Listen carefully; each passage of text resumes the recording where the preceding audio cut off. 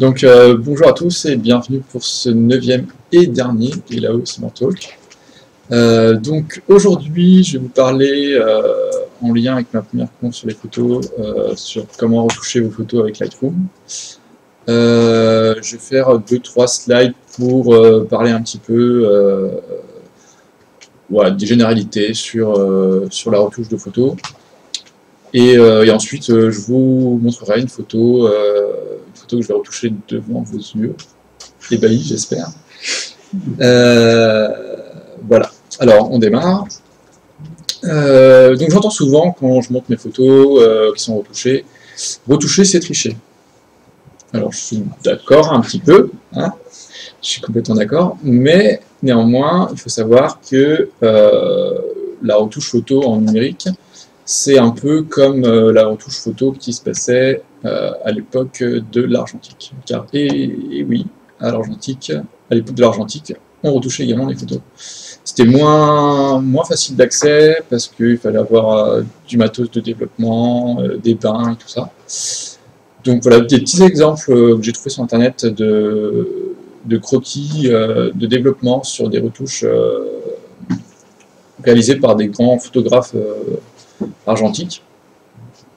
Donc on peut voir à gauche la photo annotée et à droite la photo une fois retouchée, avec des zones qui doivent être éclaircies, assombries, plus contrastées. Et ça se passait uniquement grâce à des produits chimiques. Donc ça passait dans plusieurs bains, on exploitait le négatif plus ou moins longtemps à la lumière et plus ou moins longtemps à certains produits chimiques. Et du coup, ça réalisait différents effets. On peut voir par exemple au-dessus de la tête du personnage, là, de Mohamed Ali, il me semble. Non, alors, il y a un petit problème là, c'est James Dean, et là, c'est Mohamed Ali. Que la partie sombre en haut de sa tête a été effacée, que l'arrière-plan était beaucoup éclairci. Là, c'est la bonne légende, hein. C'est bien Martin Luther King avec un photographe qui s'appelle Bob Henrique, ou Enriquez, je ne sais pas, devant. Audrey Hepburn. Donc on peut voir ici que le bas de la photo a été très éclairci pour voir les reflets dans la carrosserie. Voilà. Donc maintenant, je vais vous parler de ce qui se fait en numérique. La retouche photo en numérique, ça se passe essentiellement sur du RAW. Ça n'a pas trop de sens de retoucher du JPEG ou des trucs comme ça. Le format RAW, qu'est-ce que c'est? C'est pas une image, contrairement à ce qu'on pourrait penser. C'est pas un format d'image, c'est un format qui contient les données qui proviennent directement du capteur. On pourrait comparer ça à un négatif numérique. Donc c'est brut de tout traitement, ou quasiment de tout traitement. C'est-à-dire qu'il n'y a pas de traitement, la plupart des boîtiers convertissent directement en JPEG, ils font des traitements pour faire du contraste, ajuster la saturation, la luminosité, traiter le bruit. Alors tout ça, finalement c'est de la retouche photo, et sans le savoir, quand vous prenez une photo avec votre appareil, qui transforme directement en JPEG, et ben, c'est l'appareil photo qui fait de la retouche à votre place, en fait, finalement. L'avantage du format, c'est que c'est codé sur 12 ou 14 bits, là où un JPEG va être codé sur 8 bits. Concrètement, ça veut dire quoi? Ça veut dire que chaque couleur va avoir sur 8 bits 256 nuances, alors que codé en 12 bits, ça va avoir 4096 nuances, ce qui est quand même vachement plus intéressant. C'est surtout très intéressant pour tout ce qui est lumière très forte et lumière très faible, les ombres. Parce que du coup, si c'est codé sur 256 nuances, quelque chose qui est noir, s'il est codé sur 4096 nuances, finalement il n'est pas si noir que ça, il est peut-être gris, presque noir, mais du coup il y a moyen de rattraper comme ça des choses et de faire apparaître des détails dans les hautes lumières et dans les ombres. Et ça couvre la plage dynamique d'un capteur d'appareil photo moderne. Donc c'est un truc qui tombe vachement bien par rapport au codage, c'est que un capteur, ça a une plage dynamique, c'est-à-dire l'écart entre les plus basses lumières qu'il peut capter et l'écart entre les plus hautes lumières qu'il peut capter, qui est de 12 EV. J'en ai parlé dans ma précédente talk. Donc concrètement, ça veut dire que à chaque EV, on double la quantité de lumière, donc ça fait 2 exposants 12 en écart entre la plus basse luminosité et la plus haute. Et c'est exactement le nombre de bits du coup qu'il y a. Donc c'est bien foutu. Donc un appareil photo, ouais, c'est entre 12 et 14 bits selon le 12 et 14 bits et 12 et 14 EV en fonction de du prix que vous mettez dans votre appareil photo, évidemment, de la gamme. Et on va voir tout à l'heure avec la retouche que c'est très très pratique d'avoir une plage de dynamique aussi élevée. Alors comment il répartit son codage? Il faut savoir aussi que c'est un petit trick bien utile. C'est que alors ça c'est sur du 12 bits. Les 2048 niveaux plus élevés sur les 4096 sont utilisés pour stocker le blanc, enfin les valeurs, les luminosités fortes, et les ombres sont après découpées en... Donc finalement, c'est plus avantageux d'exposer une photo pour que le maximum d'informations soit dans les hautes lumières, donc surexposer un petit peu la photo. On appelle ça exposition à droite, en référence aux histogrammes de couleurs où les hautes lumières sont à droite de l'histogramme. Du coup, Demo Time. Là, je vais passer sur Lightroom. Tout ce que j'ai montré là sur Lightroom, c'est pour vous apprendre à utiliser le logiciel, mais c'est valable sur la plupart des logiciels de retouche de RAW. Par exemple Aperture ou sur Linux vous avez RAW Therapy. C'est globalement les mêmes labels, les mêmes réglages, donc et les mêmes concepts, donc vous ne devriez pas être trop perdu si vous n'avez pas Lightroom. Donc là c'est une photo que j'ai prise récemment, il y a 2-3 semaines. Et quand je l'ai montré, on m'a dit ah, ça serait super intéressant de voir le début, enfin comment c'était avant la retouche. Avant de vous le montrer, vous avez tous crié ah, c'est vraiment de la triche. Quand tu vois, moi aussi des photos, j'ai entendu ça tout à l'heure, moi aussi des photos comme ça, j'en fais, et après la retouche, c'est super beau.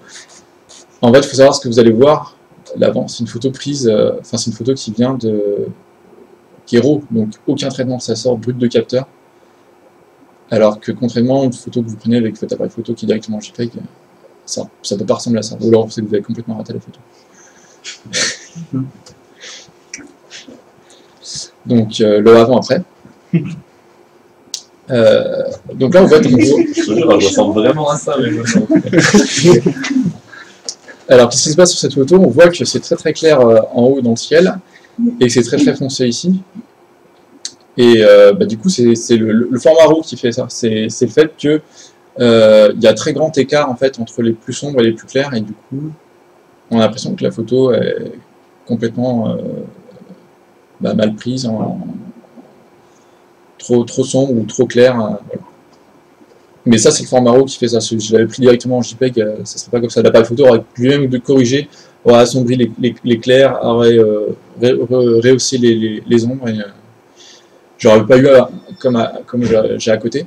Parce qu'effectivement c'est ça le principe, l'avantage de retoucher soi-même, c'est qu'on peut faire des trucs un peu funky comme ça, alors qu'on peut pas le faire avec du JPEG. Là ce que je vais vous montrer c'est comment je retouche moi mes photos de paysage. Je vais vous montrer ça comme ça parce que j'utilise une grande partie des options de Lightroom, donc ça va pouvoir me permettre de vous montrer un peu tout. Mais c'est pas l'unique façon de retoucher, c'est pas obligé de faire comme ça, c'est juste pour vous montrer la plupart des réglages. Il n'y a pas une façon de bien faire, c'est un peu du feeling. Moi je sais que sur les photos de paysage je vais assez loin niveau retouche. Faut pas prendre ça pour argent comptant, quoi. Du coup, ce que je vais faire, c'est que je vais créer une copie de mon image. Alors, mon Mac il travaille. Qu'est-ce qu'il a fait?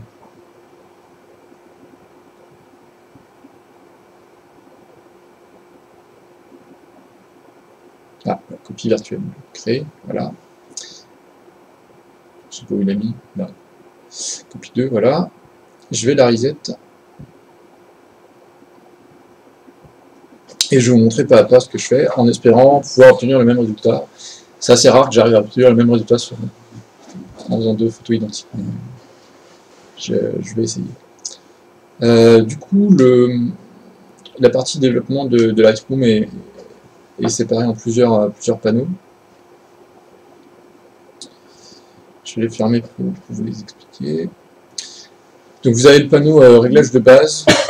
Vous pouvez régler les trucs complètement basiques de toutes les photos. Vous avez la coupe des tonalités. Donc là, ça représente en fait d'un côté les niveaux de sortie, d'un côté les niveaux d'entrée. Et du coup, vous pouvez par exemple dire que les blancs ils commencent pas à 0, à 255, mais que les noirs commencent pas à 0 mais commencent plus haut, que les blancs finissent pas à 255 mais finissent. Enfin, je dis 255, c'est parce que sur 8 bits c'est comme ça. Pas à 100% on va dire, mais à 80% ou 70%. Je peux faire des courbes pour augmenter le contraste, comme ça. Bon, là c'est complètement moche, mais c'est pour vous montrer le principe. Comment on utilise. Mais, vous avez TSL, donc c'est tonalité, saturation, luminance. Là c'est pour gérer vos couleurs, si vous voulez que les rouges soient plus rouges ou plus orange, que les jaunes soient plus jaunes ou plus rouges, etc. La saturation, bah, c'est augmenter le niveau de puissance de votre couleur, on va dire. Que les rouges soient plus rouges, que les oranges soient plus oranges, ou au contraire qu'ils soient sans couleur, on va dire. Si vous mettez tout à 0, ça fait du noir et blanc. Voilà, si je clique sur noir et blanc, en fait, il va retirer la saturation de chaque couleur. Et bon, là, ça regroupe tout par couleur, mais c'est la même chose. Je vais passer le virage partiel. Le virage partiel, c'est pour faire des filtres Instagram dégueulasses. C'est-à-dire, vous allez mettre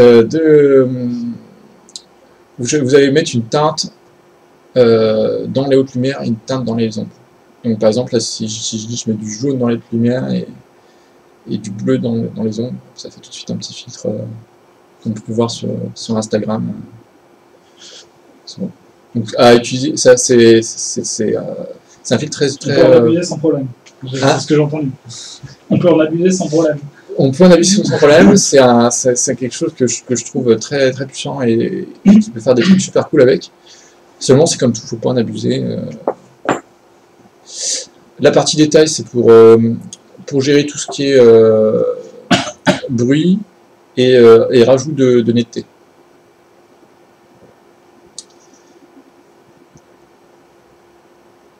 Ensuite, la correction de l'objectif. Donc ça, c'est par ça que je commence généralement quand je retouche. Il faut savoir que tous les objectifs, surtout ceux qui sont grand angle, donc là c'est pris au 15 mm, ça défend. Ça défend, donc là ça se voit pas beaucoup, mais quand je vais l'activer, par exemple, là, bim, vous voyez. Ça corrige, bon là il n'y a pas trop de lignes droites, donc ça se voit pas trop, mais quand vous faites des photos de bâtiments, d'architecture, vous avez des lignes droites, c'est assez puissant, ça se voit beaucoup. Supprimer des aberrations chromatiques. Là ça se verra surtout quand il y a du contraste comme ça sur les arbres, ça se voit beaucoup. Je sais pas si on en voit là, mais c'était pas très lumineux. Donc ça... Mais bon, ça coûte rien de l'activer. Donc ça je le mets. Ça je vais pas y toucher, mais ça peut être très pratique. C'est la correction de perspective. Donc, par exemple, si je fais auto, là, bon, il n'y a rien à corriger. Là. Mais si vous prenez par exemple un bâtiment, vous êtes près du bâtiment et vous le prenez en contre-plongée, bah, du coup, votre bâtiment il est plus petit en haut qu'en bas. Parce que vous êtes en contre-plongée. Donc ça permet de corriger ce genre de défaut, de remettre des lignes droites là où il faut. Les effets, là c'est pour ajouter, ça s'appelle des effets, mais c'est pour ajouter les défauts qui ont les objectifs, mais en post-production. C'est-à-dire le vignettage, c'est ça le vignettage, plus ou moins fort, et le vignettage positif, ça c'est dégueulasse. C'est genre les photos des années 80 avec Papy Mamie sur un fond de papier teint tout moche. Mais rajouter un peu de vignettage comme ça là, ça peut être sympa pour recentrer l'action sur le centre de la photo. Et le grain, pareil, le grain ça peut être ajouter du grain, ça peut être sympa sur certaines photos. Pareil, c'est ce genre de choses dont il ne faut pas abuser. Voilà. L'étalonnage de l'appareil photo, ça c'est comment il va dématricer son RAW, donc comment il va interpréter le RAW pour transformer en couleur. Donc par exemple, je peux lui dire, il y a plusieurs profils, donc je peux utiliser le profil d'Adobe, c'est tout le temps celui-là que j'utilise, mais je peux utiliser également ceux de mon appareil photo. Donc ça, c'est les petits styles d'appareil que vous avez sur vos appareils photo, vous pouvez changer portrait, paysage, neutre et faceful, c'est fidèle, c'est ça. Donc ça j'utilise assez rarement, mais ça peut être intéressant des fois. Par exemple en landscape, il met plus de saturation. En portrait, je sais plus ce qu'il fait.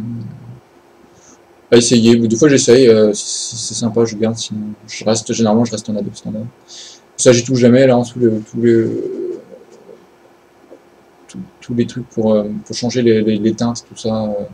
C'est pour modifier la façon dont Lightroom va interpréter les informations de couleur qui sont dans le fichier RAW. L'histogramme tout en haut.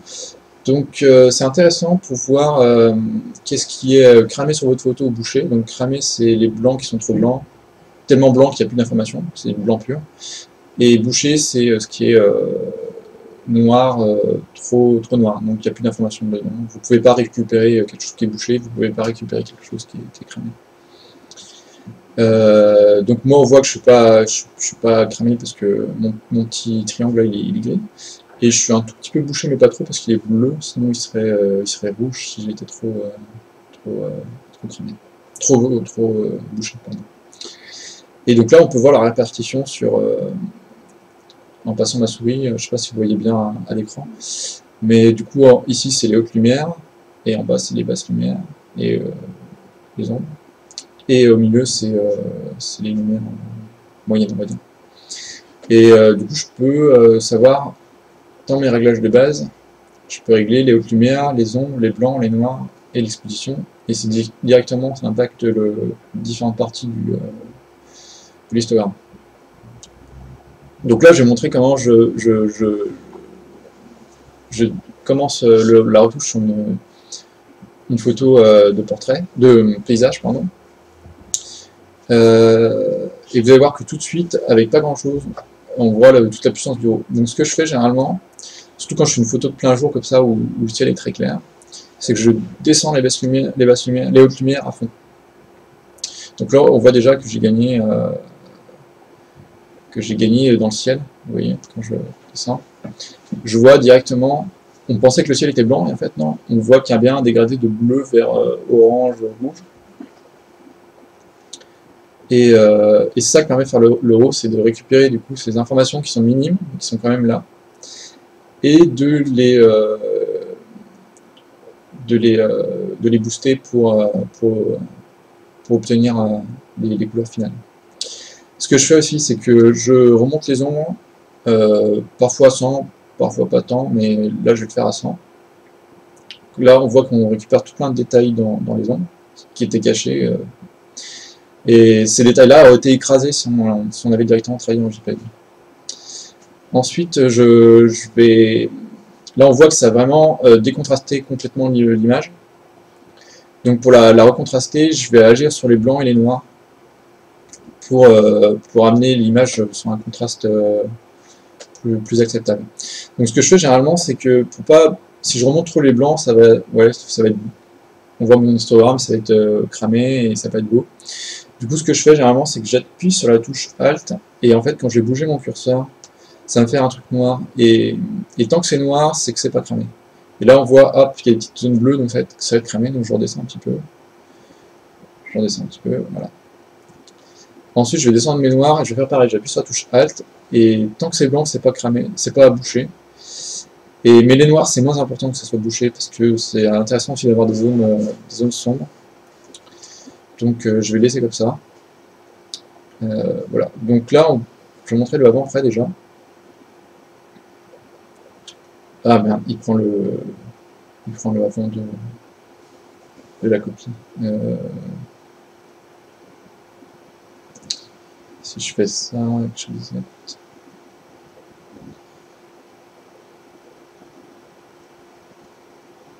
Voilà, donc le avant-après déjà. On voit qu'on a du détail partout, il n'y a pas de zone, où on voit rien. Ensuite, généralement, je m'attaque, je vais rajouter un peu de contraste, généralement, pour que ça soit plus beau. Et après, je m'attaque au ciel, généralement.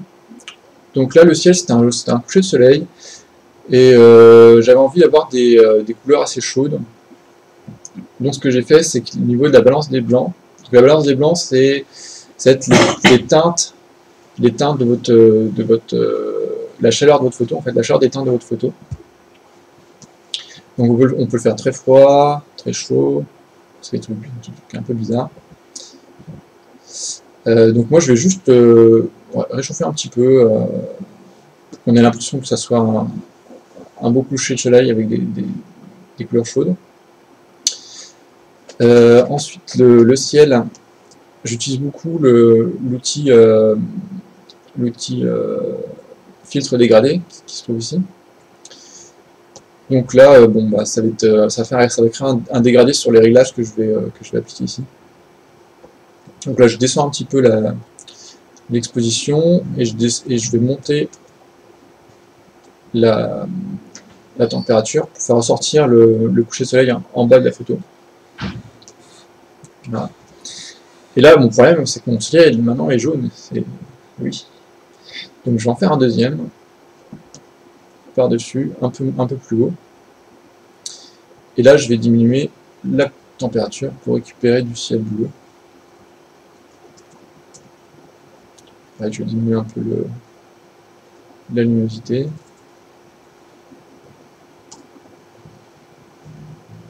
Alors, pas hésiter à faire des trucs bien larges pour que ça soit pas trop visible que c'est de la retouche. Hop. Je diminue un peu la luminosité globale de mon image.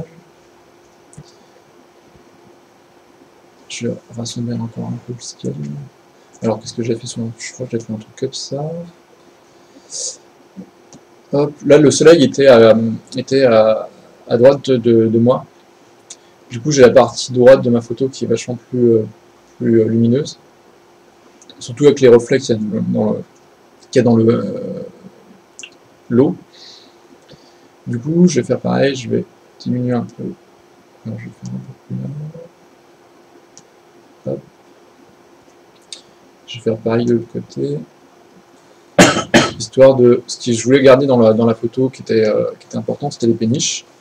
Les péniches, je vais les garder assez lumineuses et je vais juste diminuer un petit peu la luminosité autour. Voilà, donc là on est déjà arrivé à un résultat pas mal. Le ciel est encore un peu trop lumineux, faut qu'on voit bien le dégradé. Je vais essayer de rajouter, voilà, encore un petit filtre dégradé.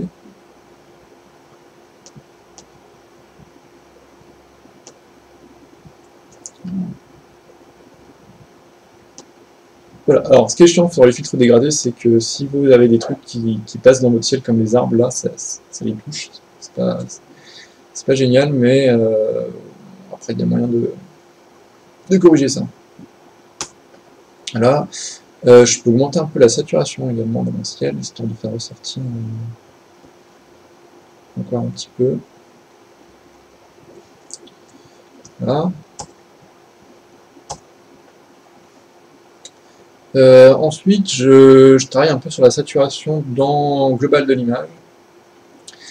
Vous avez deux réglages pour ça, vous avez la vibrance et la saturation. La vibrance, ça permet d'augmenter la saturation dans les couleurs qui ne sont pas encore saturées. Les saturations, ça augmente la saturation partout. Donc généralement, ce que je fais, c'est que j'augmente pas mal la vibrance, et derrière, je vais baisser la saturation. Histoire que ça soit pas trop, que ça sature bien les couleurs qui ne sont pas saturées, et que les autres soient pas trop non plus trop criardes. Voilà. Mon coucher de soleil ne ressort pas encore assez, je trouve. Donc pour ce genre de photo, j'utilise beaucoup le filtre radial. Donc c'est pareil qu'un filtre dégradé, mais en forme de cercle. Hop, je rajoute ça ici. Alors de base, il est mal réglé. Il nous met tout le temps en ce qu'à l'extérieur prend les réglages et ce qu'à l'intérieur ne prend pas les réglages. Donc, il y a un petit bouton pour inverser notre masque. Et là, bon voilà, ça réduit un peu l'exposition, donc ça ressort un peu plus. Je peux augmenter un petit peu la chaleur de mon coucher de soleil, un peu la saturation. Voilà. Je fais beaucoup par tâtonnement. Voilà, je regarde ce qui marche. Je fais des allers-retours constamment. Quand je fais un réglage, ça rebooste certaines couleurs ailleurs et ça me plaît pas. Donc je redescends un petit peu là, je remonte un petit peu ici. C'est beaucoup de tâtonnement comme ça. Voilà. Qu'est-ce que j'ai pas encore parlé? La clarté. La clarté, ça va rendre les hautes lumières plus lumineuses et les basses lumières plus sombres, mais pas comme les contrastes. Ça agit vraiment sur on appelle ça des micro-contrastes sur les... Les zones claires et sombres qui sont à côté l'une de l'autre. Ouais, voilà. C'est difficile à expliquer sans vous le montrer en fait. Et ça donne quand c'est trop boosté, ça donne un effet cartoon un petit peu. Si je booste vraiment beaucoup, ça fait pas très beau, mais je rajoute un petit peu de temps en temps. Pas autant, genre 10 c'est pas mal. C'est très utile pour faire ressortir les petits détails comme ça, les petites lattes de bois par exemple, vous voyez, ça marche pas mal pour ce genre de détails. Par contre, ça accentue beaucoup les défauts, donc faut corriger derrière. Donc voilà, je trouve que là ça rend pas trop mal. Je peux ajouter un petit peu de magenta dans pas trop, pour que ça donne encore un effet coucher de soleil dans mes teintes. Et là, avec mon réglage, je me retrouve finalement avec une eau qui est assez verte. Bon, c'est la Saône, hein, ou le Rhône, je sais plus. Non, c'est le Rhône. C'est le Rhône. C'est le Rhône, mais bon, le Rhône comme la Saône sont tout autant sales. Et du coup, on se retrouve avec des eaux un peu. Surtout que là, c'était un jour où il y avait beaucoup de vent, donc il y a beaucoup de remous. Et du coup, c'est pas très joli. Donc, je vais vous montrer la retouche avec le pinceau qui permet de faire de la retouche localisée. Et du coup, je voudrais juste modifier la teinte et peut-être aussi assombrir un petit peu l'eau qui est très brillante. Donc là, j'utilise beaucoup une petite tablette graphique très pratique. C'est vachement plus pratique que le pad tactile ou la souris pour pouvoir finement dessiner sans passer 3 plombes. Donc là, je descends l'exposition pour bien voir où je peins et après je retoucherai. Donc là, ça met une petite pastille. Hop, je vais peindre assez grossièrement pour la vidéo l'eau. Et l'avantage aussi de la tablette graphique, c'est que je peux faire un peu comme si je dessinais. des traits un peu doux, et puis si j'appuie vraiment, ça fait plus foncé.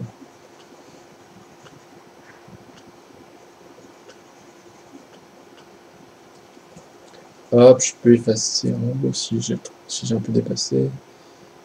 Voilà, donc c'est pas un cours de coloriage. Hein.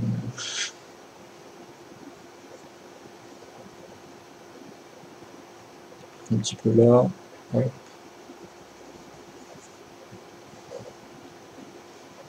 Alors c'est pas très finement fait, mais je fais ça rapidement pour vous montrer. Donc je retire mon réglage. Alors là, mon eau elle est un peu verte.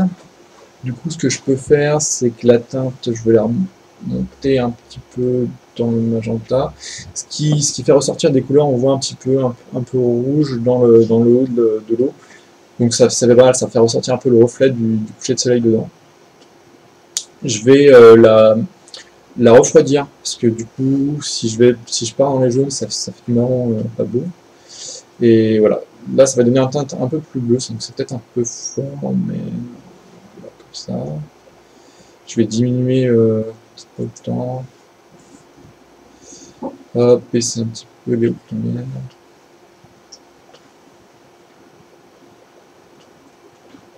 Voilà, là c'est pas mal, ça fait une eau un peu plus bleutée. Sur tous les réglages comme ça, vous avez une petite pastille en bas que vous pouvez décocher et recocher pour faire activer et désactiver le réglage. Donc ouais, on voit vraiment qu'on passe d'une eau verdâtre à une eau un peu plus bleutée, un peu plus sombre. Ce qui est vachement plus logique par rapport à la couleur du ciel qui se reflète généralement dans l'eau, même tout le temps dans l'eau. Donc voilà, ça c'est vraiment un truc qu'il faut penser tout le temps quand vous faites des retouches comme ça, et essayer de rester logique par rapport à la réalité. Si vous faites un ciel bleu, il n'y a pas de raison que votre photo elle soit rouge. Voilà. Si vous n'avez pas de coucher de soleil, c'est pas normal que votre photo soit un peu jaune ou au contraire, si vous avez un coucher de soleil, ben, c'est pas mal d'avoir le reflet. Donc là, ce que je peux faire par exemple, je vais faire un petit cercle radial ici, voilà. On a fait n'importe quoi là, hop. Et monter un peu la chaleur dans mon eau. Alors là, contour progressif, c'est pour adoucir le dégradé entre le bord du cercle et le centre. Et là, je peux faire ça, voilà, peut-être rajouter un petit peu de saturation. Et du coup, si je fais un avant-après, on voit que le bas sous le pont, l'eau est un peu plus jaune et ça fait le reflet du coucher de soleil.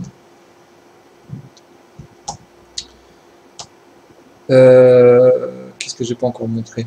Ah oui, la courbe des tonalités. Ça, c'est un truc que j'aime bien faire. Ça donne un petit côté photo argentique. C'est de remonter un petit peu les noirs et de redescendre un petit peu les blancs. Du coup, ça me fait perdre en contraste et donc je refais un petit coup en S pour augmenter les contrastes. Voilà, donc si je fais un avant-après, vous voyez la différence, ça fait des couleurs un peu plus douces, je trouve.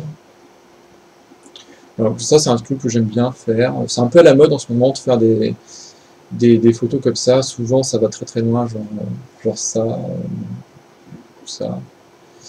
Bon, moi, j'ai un réglage un peu plus soft que j'aime bien utiliser sur la plupart de mes photos. Ça rend très bien sur du noir et blanc. Là, qu'est-ce que je peux faire? Je pourrais booster un petit peu les oranges, par exemple, pour faire ressortir encore un peu plus le coucher soleil. Là, ça permet de toucher la saturation couleur par couleur. C'est sûr de ne pas toucher les couleurs là, comme ça. Je peux me dire, ah, par exemple, mes arbres, ils sont un petit peu mornes là. Donc les arbres, généralement, c'est en jaune ou en vert. Là, je pense que c'est plutôt du jaune qu'il faut retoucher. Donc la teinte, je vais dire, mon jaune, il est un peu plus vert ou un peu plus jaune. Un peu plus jaune, c'est pas mal. Ça fait des couleurs un peu d'automne dans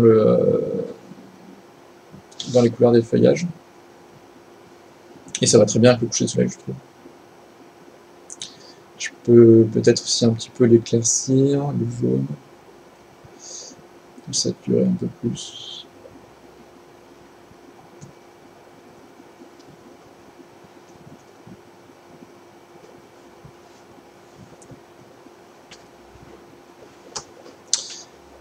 Voilà. Et quoi d'autre? Le virage partiel. Le virage partiel à utiliser avec parcimonie.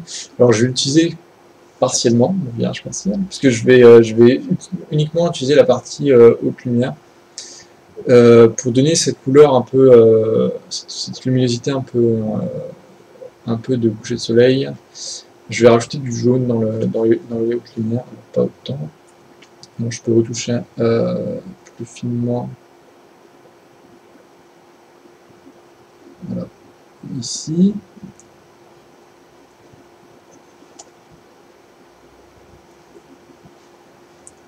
C'est subtil, mais c'est plein de petits réglages comme ça qui mis bout à bout, vont vraiment créer l'ambiance de votre photo.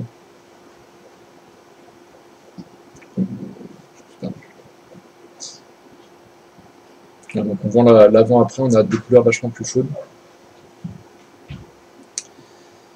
Détail, donc là vous avez dit pour régler tout ce qui est netteté et réduction du bruit. Donc il faut savoir que la méthode que je vais montrer là en réduisant les hautes lumières, donc en réduisant les hautes lumières ça crée pas de bruit, mais remonter les noirs, généralement ça crée pas mal de bruit, on peut le voir en zoomant ici. Voilà, donc on voit plein de petits points de couleurs, c'est pas très beau. Donc ça pour le réduire, on a réduction du bruit coloré, donc là c'est couleur. Donc ça on peut l'augmenter assez fortement, ça crée pas trop, ça crée pas de perte au niveau, ça détruit pas l'image. Là on voit que les petits points de couleur ont disparu. Essayez d'être plus précis à quel endroit ils sont les petits points de couleur. Parce que vous voyez peut-être pas sur le projecteur. Vous voyez pas sur le projecteur, mais je pense que sur la vidéo on verra parce que c'est capturé directement depuis mon écran. Mais genre, est-ce que vous avez déjà pris une photo avec votre téléphone dans le noir et ça fait plein de petits points tout moches, des petits points verts ou rouges généralement.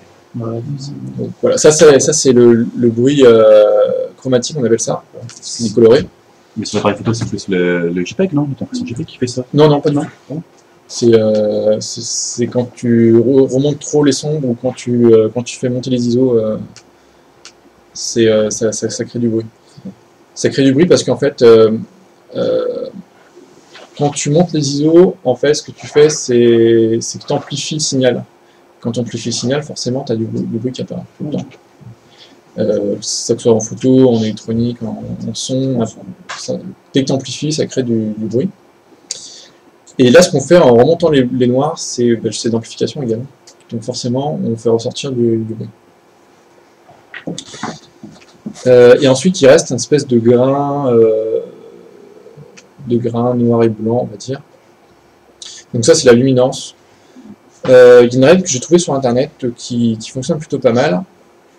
La luminance, je monte généralement, quand c'est pas trop bruité, à 30, 40, c'est pas mal. Ça pourrait faire un peu de patiner votre photo et du coup ça fait perdre du détail. Donc la règle c'est ici en netteté vous pouvez rattraper ce gain, cette perte de détail. Donc généralement je fais 100 moins ce que j'ai mis en luminance. Donc du coup, ça me fait 60 là. Là ça va ajouter ça va booster la netteté mais partout. Même sur le bruit. Ça rend net le peu de bruit qui restait. Pour éviter ça, il y a une option qui s'appelle masquage, qui permet de créer un masque qui va appliquer la netteté qu'à certains endroits. Donc pour voir ce masquage, on appuie sur la touche Alt, c'est le même principe que tout à l'heure. Et on bouge, et là on va voir que tout ce qui est blanc en fait va être la netteté va s'appliquer dessus, et tout ce qui est noir, la netteté va pas s'appliquer dessus. Par exemple, ça sert à rien d'appliquer de la netteté sur le ciel et sur l'eau, parce que c'est des zones qui sont de couleurs généralement unies. Il n'y a pas de détails dedans, ça sert à rien d'appliquer de la netteté dessus. Ça va juste refaire ressortir le bruit, donc je bouge mon curseur jusqu'à ce que les zones noires couvrent bien tout le ciel et toute l'eau. Et on voit vraiment que ça applique la netteté que sur les bords des formes. C'est justement là où on veut de la netteté. Voilà, j'ai à peu près tout fait. On peut, alors ça j'ai déjà fait. On peut rajouter un petit effet de vignettage, léger pour assombrir les coins de la photo et recentrer le regard sur le centre, sur ce qui est important, le sujet. Et voilà, donc je sais pas combien de temps j'ai mis là, mais 15-20 minutes, un truc comme ça. 30 minutes. Bon, en parlant et tout ça, mais quand je le fais tout seul dans mon coin, ça, avec l'habitude, ça prend plus d'une quinzaine de minutes. Et on voit que finalement, là, tout ce que j'ai fait, c'est... on appelle ça de la retouche, mais j'ai rien modifié en fait. J'ai juste amplifié les couleurs qui étaient déjà présentes dans ma photo. J'ai dit à la toon, bon, bah, là, tu fais ressortir plus le bleu, là, tu fais des teintes un peu plus orangées. Voilà, on appelle ça de la retouche, mais c'est très différent de la retouche Photoshop où vraiment on va modifier, altérer la réalité. Après, on peut vraiment aller très loin et faire passer une photo normale pour une photo de soir, par exemple, en vraiment modifiant l'ambiance lumineuse de la photo. Donc moi, généralement, ce que je fais, c'est que là, je suis arrivé à un résultat plutôt satisfaisant, qui me plaît. Je laisse ma photo de côté, je vais à autre chose, je reviens 1 heure plus tard, ou 1 jour ou 2 jours plus tard. Et là, tu as une vision différente de ta photo, et tu vas remarquer des choses. Tu vas tout le temps rester dessus. On voit plus certains, on voit plus si ça marche ou si ça marche pas le relâchement. Si c'est visuellement, si c'est pertinent ou pas. Donc là, généralement, je la laisse reposer un certain temps et j'y reviens plus tard. Et je fais ça 2-3 fois avant de me dire ok, ma photo elle est terminée, et j'y touche plus. Donc là, on peut voir un avant-après. Un avant-après.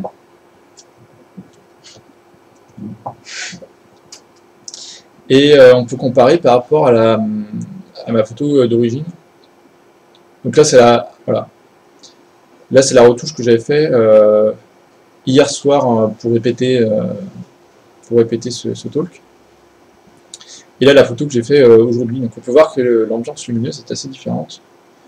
J'ai des couleurs vachement plus vives sur celle que j'ai fait hier. Des couleurs vachement plus sombres et une ambiance assez différente. C'est très difficile de reproduire la même image, en fait. Je préfère celle que j'ai fait aujourd'hui d'ailleurs. Je sais pas vous, mais... Je préfère le ciel de celle que tu as fait hier. Le ciel est un peu plus bleu, hein. C'est C'est vrai qu'il est un peu plus soft. Et bon, hier, je m'étais un peu plus appliqué sur le ciel peut-être, mais les couleurs des arbres, je préfère celle que j'ai fait hier. Celle que j'ai fait aujourd'hui. Voilà, je pense qu'on peut s'arrêter là. Je vais repasser sur la fin. Est-ce que vous avez des questions? Bon, on est bluffé. Non, j'ai pris plein de notes.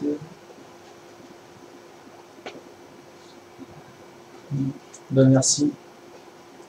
Juste à pratiquer combien de photos à peu près en retouche? Je sais pas. Combien de temps? Ouais, combien de temps mais... Enfin, ça fait combien de temps que tu... Là, ça fait 2 ans que j'en fais. Et je dirais que ça fait à peu près 1 an que j'ai cette maîtrise-là. Avant, je touchais un peu le contraste, un peu la luminosité, un peu la saturation, et c'est tout. Et j'ai découvert plein de tutos sur internet, des vidéos de gens qui font de la photo depuis longtemps, qui expliquent les différents réglages, et quand j'ai vu ce qu'ils faisaient, je me suis dit, c'est trop génial, j'ai envie de faire pareil. Et du coup, j'ai appris comme ça, et puis après, c'est de la pratique, parce qu'il faut savoir pas aller trop loin. Là, si je regarde les photos que j'ai fait il y a un an, que j'ai retouché il y a un an, les retouches me plaisent plus. Je trouve ça super, beaucoup trop abusé niveau retouche, et peut-être que dans un an, cette photo-là, je trouve ça abusé, et ça me plaira plus. En fait, c'est le style de retouche qui évolue, en fait.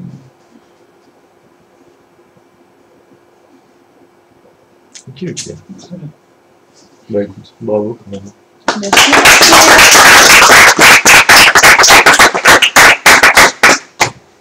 Alors la petite question habituelle, qui c'est que tu veux voir pour un prochain? Alors moi j'ai très hâte de voir soit le talk sur les couleurs de Camille, c'est vrai que ça serait bien pour la suite, les couleurs. soit un talk de professeur Fagis. Voilà. Parce qu'en tant que développeur, j'aimerais beaucoup voir autre chose que des talks sur le développement, voir quelque chose sur le graphisme, le front, voilà, un truc qui me permet d'évoluer un peu dans ce domaine.